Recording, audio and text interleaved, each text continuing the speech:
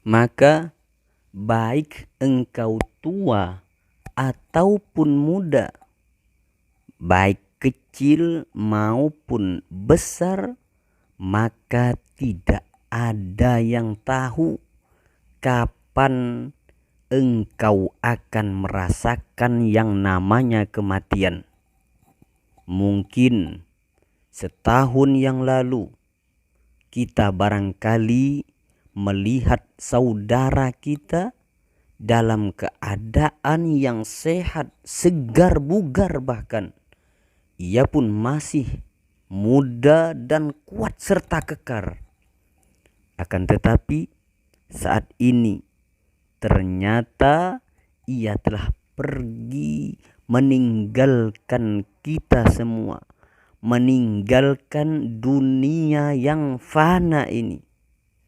Kita pun pasti tahu, kita tidak tahu kapan kematian ataupun maut itu akan menjemput diri kita. Entah mungkin besok, ataupun lusa, ataupun minggu depan, atau bulan depan, atau entah kapan pun itu. Namun yang pasti yang namanya kematian itu akan menghampiri seseorang, akan mendatangi seseorang dimanapun kita berada, dimanapun engkau berada, meskipun engkau berada di suatu benteng yang sangat kokoh dan kuat, yang namanya kematian itu pasti akan datang. Akan tetapi kematian orang-orang di sekitar kita itu sudah cukup sebagai pengingat, penyadar dari kelalaian diri kita terhadap kematian itu, bahwa kita pun akan sama dengannya, akan kembali kepada Allah Subhanahu wa ta'ala. Kapankah itu? Baik cepat maupun lambat, pasti kita akan mengalami yang namanya kematian itu. Dunia ini hanyalah sebagai lahan kita untuk mengumpulkan bekal, sebagai bekal untuk menghadapi kematian nantinya. Maka alam akhiratlah tempat akhir kita nantinya. Apakah di akhirat nanti kita akan dimasukkan ke dalam surganya Allah Subhanahu wa ta'ala, ataupun akan dicampakkan ke dalam nerakanya Allah Subhanahu wa ta'ala. Sungguh yang namanya kematian dari orang yang ada di kanan kiri kita, di depan belakang kita, orang-orang yang ada di sekeliling kita, banyak menyadarkan diri kita tentunya. Oleh karenanya kita diperingatkan untuk banyak-banyak mengingat kematian itu. Dan faedahnya bagi orang yang mengingat kematian sangatlah banyak sekali manfaatnya. Dianjurkan untuk mengingat mati dan mempersiapkan diri untuk menghadapi kematian tersebut.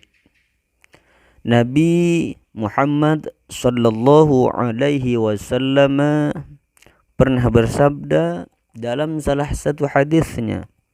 Rasulullah sallallahu alaihi wasallam menyebutkan, akthiru dzikra hadzimil ladzati, ya, yang artinya perbanyaklah mengingat pemutus kelezatan. Hadis riwayat Imam At-Tirmidzi.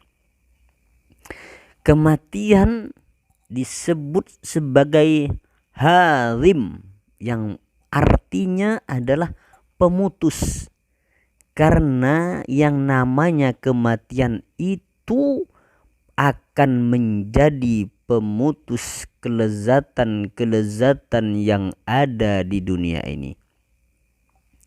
Di dalam salah satu hadis Rasulullah sallallahu alaihi wasallam menyebutkan, "Ani bin Umar annahu qala kuntu ma'a Rasulillahi sallallahu alaihi wasallam faja'ahu rajulun minal ansari fasallama 'alan nabiyyi sallallahu alaihi wasallam thumma qala ya Rasulullah ayyul mu'minina afdalu qala ahsanuhum khuluqa qala fa ayyul mu'minina aqyasu qala aktsaruhum lil mauti dzikra wa ahsanuhum lima ba'dahu isti'dadan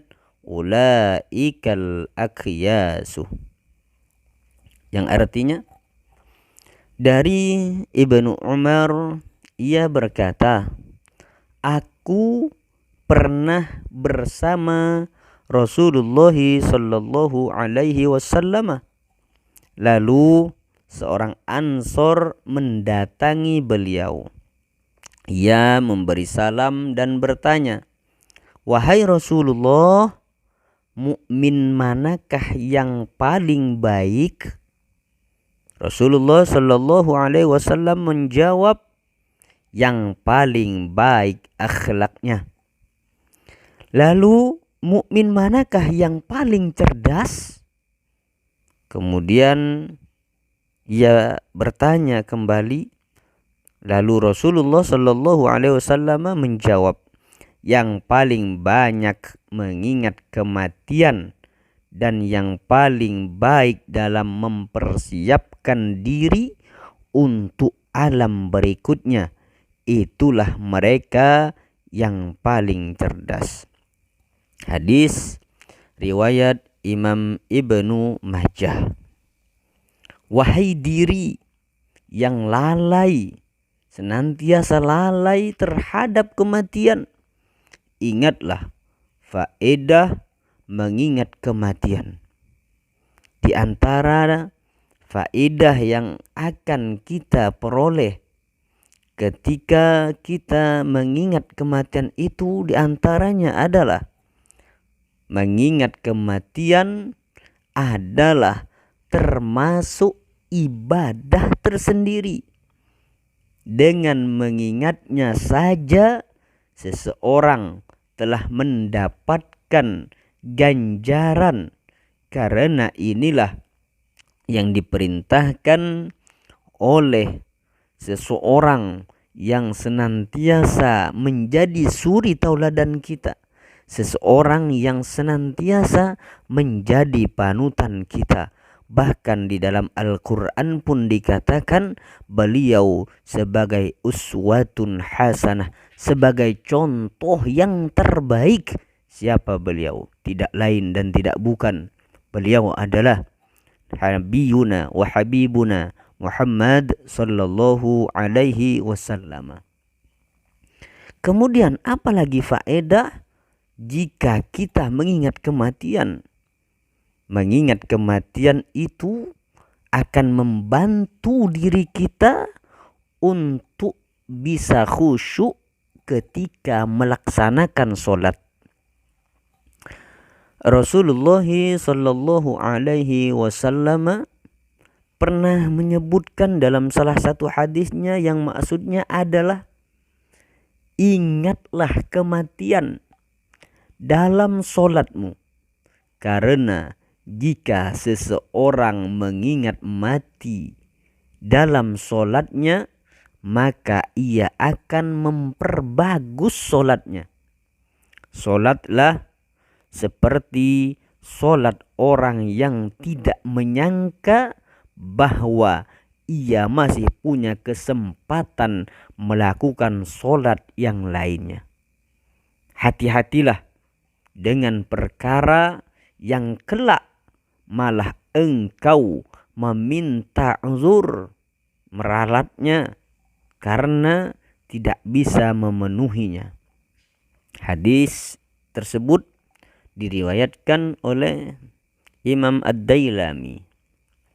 Kemudian yang berikutnya, faedah daripada ketika seseorang mengingat kematian itu adalah dengan mengingat kematian akan menjadikan seseorang semakin mempersiapkan diri untuk bertemu ataupun berjumpa dengan Allah Subhanahu wa ta'ala. Karena barang siapa yang mengetahui bahwa ia akan menjadi mayat suatu saat, ia pasti akan berjumpa dengan Allah Subhanahu wa ta'ala. Jika tahu bahwa ia akan berjumpa dengan Allah Subhanahu wa ta'ala kelak, padahal ia akan ditanya tentang amalnya ketika ia masih hidup di dunia, maka ia pasti akan mempersiapkan jawabannya. Kemudian dengan mengingat kematian itu akan membuat seseorang senantiasa memperbaiki hidupnya. Nabi Muhammad sallallahu alaihi wasallam menyebutkan di dalam salah satu hadisnya, yang maksudnya adalah perbanyaklah mengingat pemutus kelezatan, yaitu kematian. Karena jika seseorang mengingatnya saat kehidupan sempit, maka ia akan merasa lapang. Dan jika seseorang mengingatnya saat kehidupannya lapang, maka ia tidak akan tertipu dengan dunia sehingga lalai akan akhirat. Hadis ini diriwayatkan oleh Imam Ibnu Hibban. Selanjutnya, dengan mengingat kematian itu, seseorang akan bisa membuat dirinya sendiri tidak akan berlaku zalim. Jelasnya, ketika seseorang ingat akan kematian, maka dia akan enggan untuk melakukan perbuatan zalim.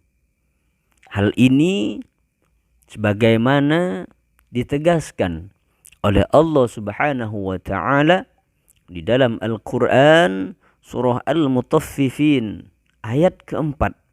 Allah Subhanahu wa ta'ala berfirman, ala yadhunnu ulaika annahum mab'utsun, yang artinya tidaklah orang-orang itu menyangka bahwa sesungguhnya mereka akan dibangkitkan. Quran surah Al-Mutaffifin ayat 4.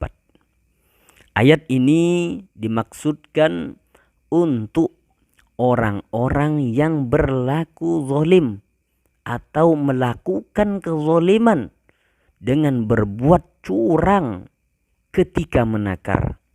Seandainya mereka tahu bahwa besok akan ada yang namanya hari berbangkit dan akan dihisab satu persatu, tentulah mereka tidak akan berbuat zalim seperti yang telah mereka lakukan itu.